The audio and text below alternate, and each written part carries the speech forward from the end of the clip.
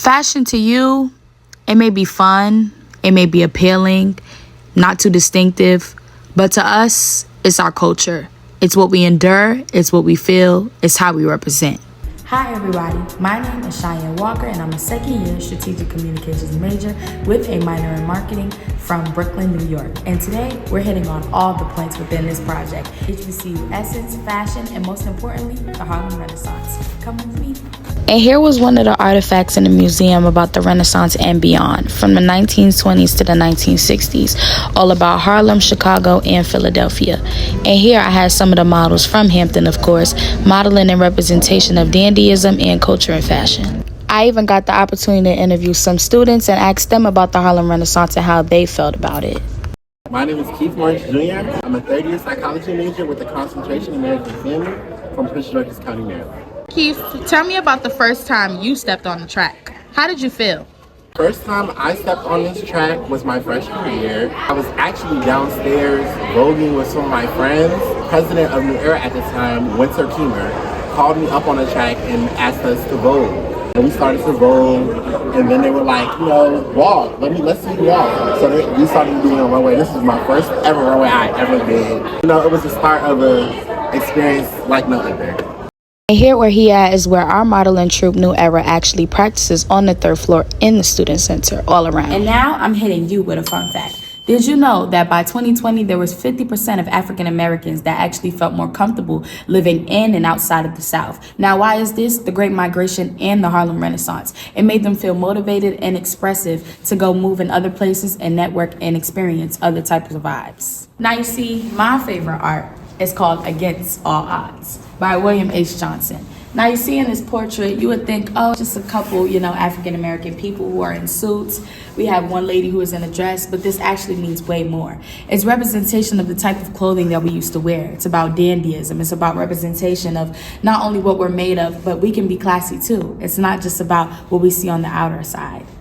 And what's special about this year is that our very own homecoming fashion show theme was the Black of the Berry, which actually depicts on dandyism and the culture of fashion.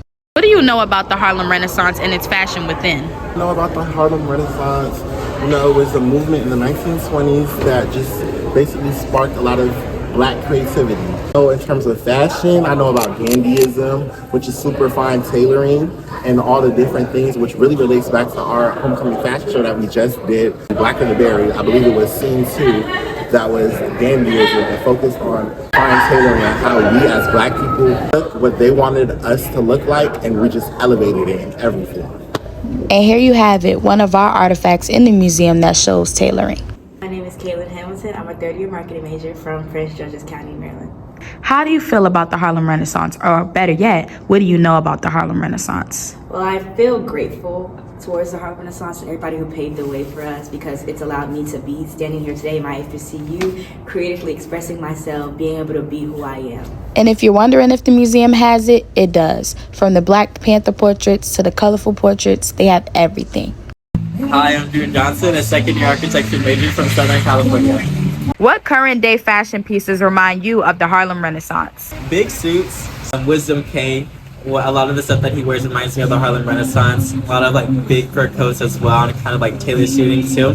That all reminds me of the Harlem Renaissance and Hello, my name is Robert Smith. I'm a second-year political science major with a minor in strategic communications from Dallas, Texas.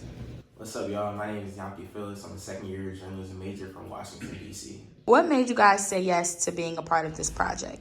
What made me say yes to being part of this project is definitely seeing fashion improve and growing as a collective around Hampton University. So I really wanted to be a part of this to show everyone my different style of fashion.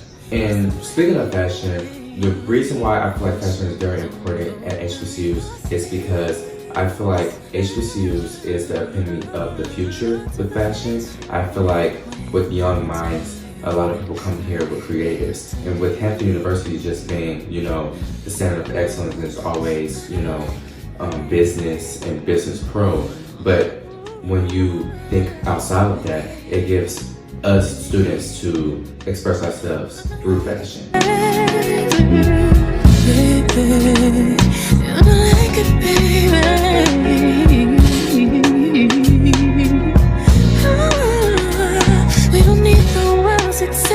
that too hard?